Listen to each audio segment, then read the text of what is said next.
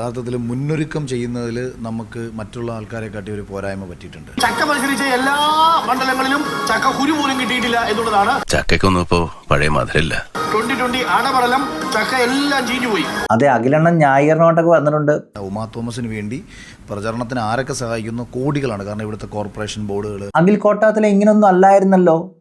ജയിക്കും, ഞാനേ ജയിക്കത്തോളൂ, മോദി വരും, ഭൂരിപക്ഷം കൂടും എന്നൊക്കെ പറഞ്ഞ അണ്ണനിപ്പോ എന്ത് പറ്റി? ഞാൻ ഉറപ്പ് ജയിക്കുന്ന പറഞ്ഞ ഒറ്റ സ്ഥാനത്ത് കേരളത്തിലുള്ളൂ. ആരാ? അഖിൽ മാരാർ ജയിക്കുന്ന ഉറപ്പിച്ചു പറയുന്നത് ഒറ്റ സ്ഥാനാർത്ഥി ഉള്ളൂ. ഞാനൊരു കോമാളിയായോടാണല്ലോ. ഒരു അഖിൽ മാരാർ തരംഗം ഈ കുറകെ അടുപ്പോട് ചാടിക്കൊണ്ട് നടക്കുന്നവരൊക്കെ ആളുകൾ വോട്ട് കൊടുക്കും. ഒരുപക്ഷെ എനിക്ക് തോന്നുന്നു കേരളത്തിലൊരു സ്ഥാനാർത്ഥി ഏറ്റവും കൂടുതൽ ഫേസ്ബുക്ക് പോസ്റ്റ് ഇട്ടത് ഞാനായിരിക്കും. എന്ന് പറഞ്ഞാൽ കേരളത്തിൽ ബാക്കി എല്ലാവർക്കും അറിയാം നോക്കുന്നു. അഖിൽ മാരാർ പറയുന്നത് പുള്ളി ഇപ്പോഴും ബിഗ് ബോസിൽ തന്നെ. ബിഗ് ബോസിൽ വോട്ട് കിട്ടി വിജയിച്ചതുപോലെ തന്നെ ഇവിടെയും അതേ ആൾക്കാർ തന്നെ വോട്ട് ചെയ്ത് വിജയിപ്പിക്കുന്ന ഇദ്ദേഹത്തിന്റെ വിചാരം. പക്ഷെ എന്ത് സംഭവിച്ചു? ചക്ക പോയിട്ട് ഇപ്പോൾ ചക്ക ചവണി പോലും ഇല്ലാത്ത അവസ്ഥയാണ്. എന്തായാലും അഖിൽ കൊട്ടാത്തിലെ പാർട്ടി മാറാനുള്ള പരിപാടിയൊക്കെ തുടങ്ങിയിട്ടുണ്ട്. അതിനുള്ള സൂചനയൊക്കെ നൽകിയിട്ടുണ്ട്. അതുകൊണ്ട് 2020 ഒന്ന് സൂക്ഷിച്ചിരുന്നോ, എപ്പോൾ വേണമെങ്കിലും അങ്ങ് മാറിപ്പോകും. ഇപ്പോ സ്വതന്ത്രനാണ്. ഇപ്പൊ ഒരു മുന്നണിയുടെ ഭാഗമാണ്. ആ മുന്നണിയുടെ ഭാഗമായി മത്സരിക്കുന്നുണ്ട്. ഞാൻ സ്വതന്ത്രനല്ല. അതുകൊണ്ട് സ്വതന്ത്രനല്ല, മുന്നണിയിലുണ്ട് എന്നൊക്കെ പറയും. പക്ഷെ ശ്രദ്ധിച്ചോണം, ഒരു ക്ലൂ നൽകിയിട്ടുണ്ട്. ഞാൻ പാർട്ടി മാറുകയാണ്. തുടർച്ചയായിട്ട് 2020 തന്നെ ഉണ്ടാവും അടുത്ത തവണയും. അത്തരം ചോദ്യങ്ങളെല്ലാം ഹൈപ്പോത്തറ്റിക്കലാണ്. എല്ലാ കാലവും എല്ലായിടത്തും ഉണ്ടാകും. അത് തന്നെ അണ്ണന്റെ സ്വഭാവം കാണിച്ചിട്ടുണ്ട്. കൂടെ കൂടെ മറുകണ്ഠം ചാടുന്ന ഒരു പരിപാടി ഉണ്ടല്ലോ. അതിന് അണ്ണൻ പറയുന്നത് എനിക്ക് പ്രത്യേകിച്ച് പാർട്ടിയോ മതമോ ഒന്നും ഇല്ലെന്നാ പറയുന്നത്. എനിക്ക് ജാതിയോ രാഷ്ട്രീയമോ മതമോ ഒന്നുമില്ല. അതെ, തലയിലും ഒന്നുമില്ലെന്ന് മനസ്സിലായി. കാരണം ഇലക്ഷന് മുമ്പ് അണ്ണന്റെ വായ്ത്താളം എല്ലാവരും കേട്ടതാണ്. എന്തൊക്കെയായിരുന്നു? മെയ് 4-ാം തീയതി ഞാൻ കാണിച്ചു തരാം, വൻ ഭൂരിപക്ഷത്തിൽ ഞാൻ ജയിക്കും. എന്തൊക്കെ തള്ളുകളായിരുന്നു അണ്ണന്റെ. എന്തായാലും ജനങ്ങൾക്ക് അത് നേരത്തെ മനസ്സിലായതുകൊണ്ട് തന്നെ ആയിരിക്കണം അണ്ണനെ വൻ ഭൂരിപക്ഷത്തിൽ അങ്ങ് വിജയിപ്പിച്ച്.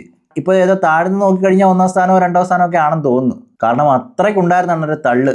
കേരളത്തിൽ ആര് ജയിച്ചില്ലെങ്കിലും അഖിലേട്ടൻ, അഖിൽ കൊട്ടാത്തല ജയിക്കുമെന്നായിരുന്നു പറഞ്ഞിരുന്നത്.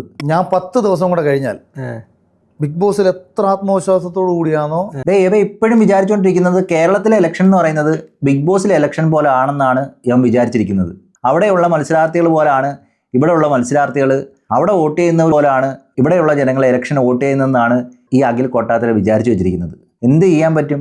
ഇല്ലെങ്കിൽ ഇപ്പോഴും ബിഗ് ബോസിന്റെയും ജുനീസിന്റെയും ഒക്കെ കാര്യം പറഞ്ഞുകൊണ്ട് ആരെങ്കിലും ഇരിക്കുവോ? ഇത്തവണത്തെ കപ്പ് എനിക്കാണെന്ന് ഞാൻ ജുനീസിനോട് പറഞ്ഞത്. അതേ വിളിച്ചിട്ടൊന്നും ഒരു കാര്യമില്ല. അഖിൽ കൊട്ടാത്തലയ്ക്ക് പനിയാ. ഇങ്ങനെയുള്ള അവസരങ്ങളൊക്കെ വരുമ്പം പനിയാ. അത് നേരത്തെ എല്ലാവർക്കും മനസ്സിലായതാ.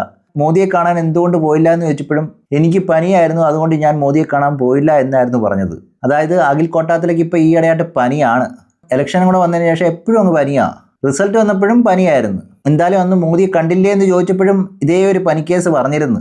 മോദിജിയെ വെൽക്കം ചെയ്യാനുള്ള പാസ് വരെ കിട്ടിയതാണ്. പക്ഷേ പനിയായിട്ട് കിടന്നുകൊണ്ട് ഞാൻ അതിൻ്റെ കഫവും കെട്ടിപ്പോഴും എനിക്കൊന്നും മാറിയിട്ടില്ല. അത് ചിലപ്പോൾ ശരിയായിരിക്കും. പക്ഷേ വീണ്ടും ആളുകൾക്ക് സംശയം തോന്നാനുള്ള കാരണമെന്ന് പറഞ്ഞാൽ ഇലക്ഷൻ റിസൾട്ട് വരുന്നതിന് തൊട്ട് മുമ്പേ പനിയായി.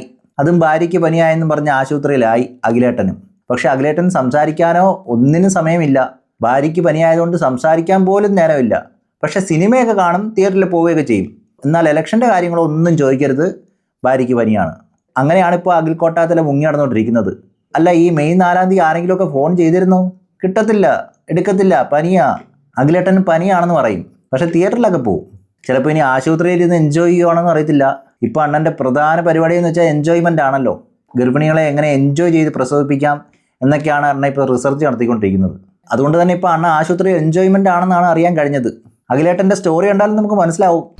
അപ്പോൾ എല്ലാവരും ഇലക്ഷൻ ആഘോഷത്തിലായിരിക്കും. റിസൾട്ടൊക്കെ ആഘോഷിക്കും, ഞങ്ങൾ ആഘോഷിച്ചുകൊണ്ടിരിക്കുക. അല്ല, ഇലക്ഷന് തോറ്റാലും ആഘോഷിക്കുമോ? ഇതറിയാൻ കഴിഞ്ഞത് എല്ലാവരും ചക്ക മുറിച്ച് ആഘോഷിക്കുന്നു എന്നാണ്. അപ്പോൾ കേരളത്തിലെ എല്ലാ ആഘോഷ ടീമുകൾക്കും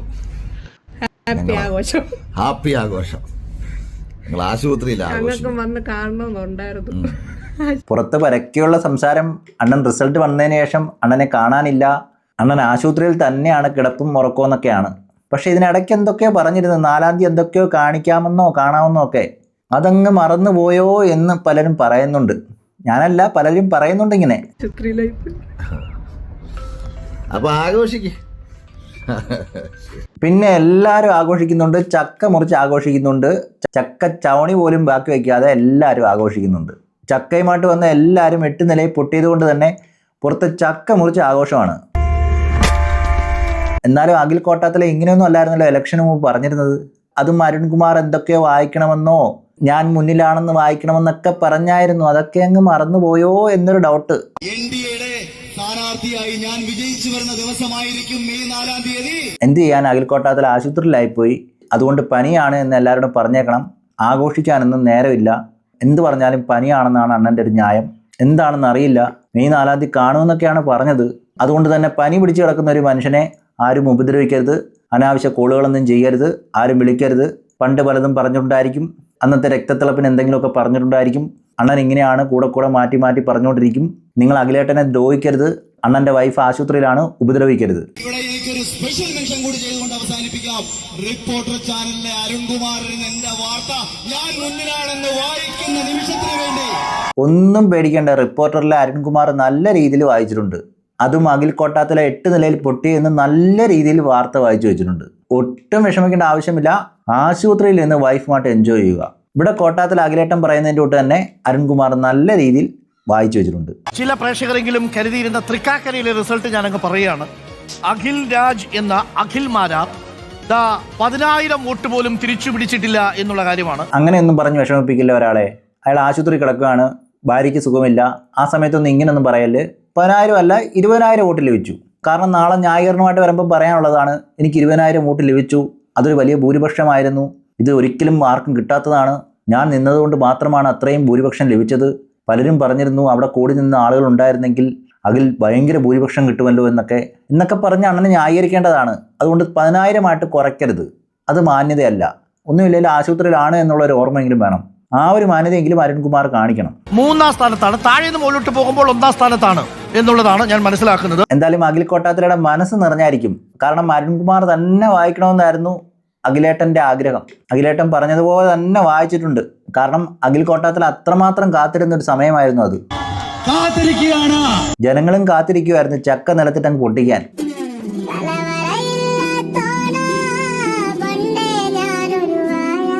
അതെ, നല്ല പാട്ട്. പണ്ടേ ഞാനൊരു വാഴയാണെന്ന്. നല്ല പാട്ട്. ആശുപത്രിയിൽ നിന്ന് കേൾക്കാൻ പറ്റിയ പാട്ട്. പണ്ടേ ഞാനൊരു വാഴ. കൂടെ ഇരിക്കുന്ന രോഗിയുടെ അവസ്ഥയെങ്കിലും ഒന്ന് മാനിക്കണം. ഇങ്ങനെയുള്ള പാട്ടുകളൊന്നും പടച്ചു വിടാതിരിക്കുക. അവർ ഹോസ്പിറ്റലാണ്. അതൊക്കെ ഒന്ന് വിചാരിച്ച് ഒരു തോറ്റ MLA യോട് ഇങ്ങനെയൊന്നും ചെയ്യാതിരിക്കുക. പക്ഷെ പറഞ്ഞിട്ട് കാര്യമില്ല, അത്രമാത്രം കിടന്നങ്ങ് തള്ളലായിരുന്നു. കേരളത്തിൽ ആര് ജയിച്ചില്ലേലും അഖിൽ കോട്ടാത്തല ജയിക്കുമെന്നായിരുന്നു പറഞ്ഞു നടന്നിരുന്നത്. അതുകൊണ്ടാണെന്ന് തോന്നുന്നു എല്ലാവരും എടുത്ത് അങ്ങ് ഊക്കുവാണ്. പണി സിനിമയിൽ ഒരു ഡയലോഗ് പറഞ്ഞു, സുനിയൊക്കെ തട്ടി. അതുപോലെ ഞാൻ പറയുന്നു, തൃക്കാക്കരയിലെ കോട്ടയോ, ഏത് കോട്ട, എവിടുത്തെ കോട്ട, എല്ലാ കോട്ടയും പൊളിഞ്ഞു എന്നല്ലാതെ മറ്റൊന്നും പറയാനില്ല. ഇപ്പൊ ജനങ്ങൾ അങ്ങനല്ല പറയുന്നത്. ഏത് കൊട്ടത്തല, തൃക്കാക്കരയിലെ കൊട്ടത്തലയോ, ഏത് ചക്ക, എല്ലാത്തിനെയും ഭാര്യ ദൂരെ എറിഞ്ഞിട്ടുണ്ട്. എനിക്ക് തോന്നുന്നു ഇനി കുറെ നാളത്തേക്ക് ഹോസ്പിറ്റലിൽ തന്നെ ആയിരിക്കും. ഭാര്യയുടെ അസുഖമെന്നും പറഞ്ഞ് അങ്ങനെ നിൽക്കാമല്ലോ.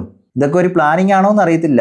അഖിലേട്ടന് ചിലപ്പോൾ ഇനി മെയ് 4-ാം തീയതി ആയോ എന്ന് അറിയത്തില്ല. തൃക്കാക്കരയിൽ ഞാൻ വന്നത് എന്റെ രാഷ്ട്രീയ ആത്മഹത്യയല്ല, കോൺഗ്രസിന്റെ ആത്മഹത്യക്ക് തുല്യമായ നടപടിയാണെന്ന് മെയ് 4-ാം തീയതി നിങ്ങൾക്ക് മനസ്സിലാവും.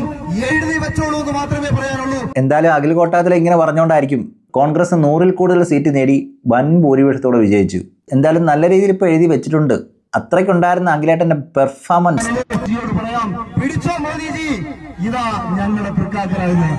അതെ, പിടിച്ചോ മോദിജി, ഇതാ കിടക്കുന്നു ഞങ്ങളുടെ പൊട്ടിപ്പൊളിഞ്ഞ ചക്കകൾ എന്ന് വേണമെങ്കിൽ പറയാം.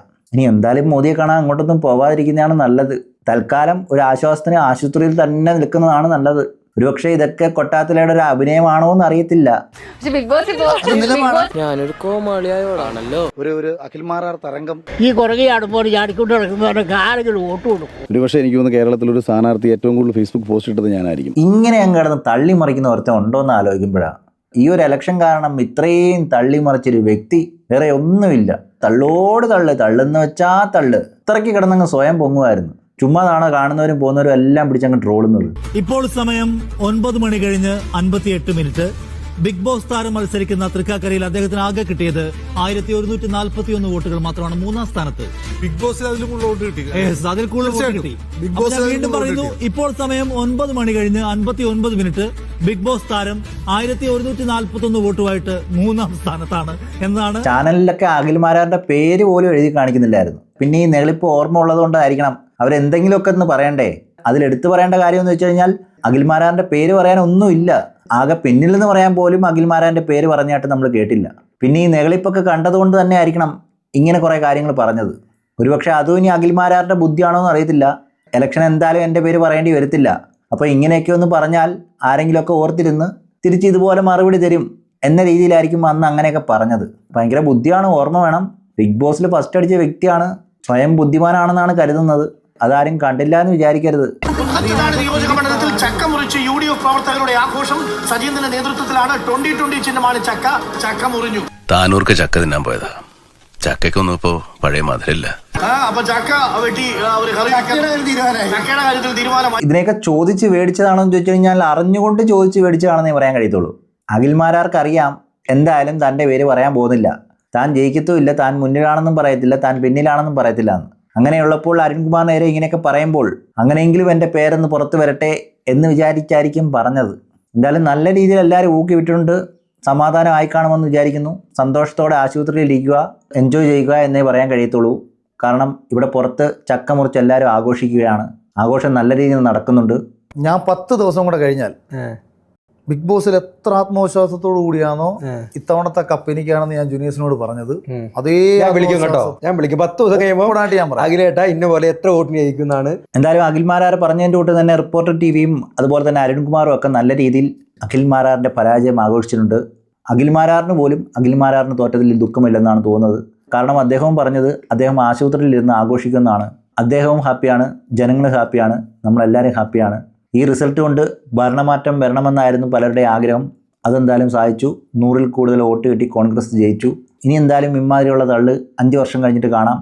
ഈ വീഡിയോ ഇവിടെ നിർത്തുന്നു. അടുത്ത വീഡിയോയിൽ കാണുന്നതായിരിക്കും. Okay, bye, see U.